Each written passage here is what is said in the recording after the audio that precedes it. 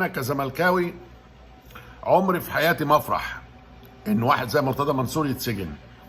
مش في بالي خالص، وشايله من دماغي خالص كشخص، وما افرحش في انسان مهما كان ومهما عمل انه يتسجن. مفيش بيني وبين البشر، بيني وبين الانسان خصومه ابدا. انا كل زعلي على اداء نادي الزمالك وترتيبه في الدوري، ومستوى اللعيبه الهابط، ومستوى الصفقات الفاشل. ودي وجهة نظري.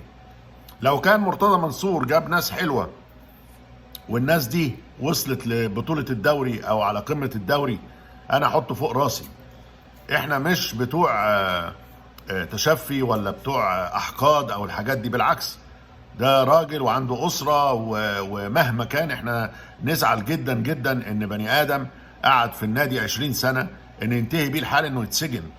يعني دي اسوأ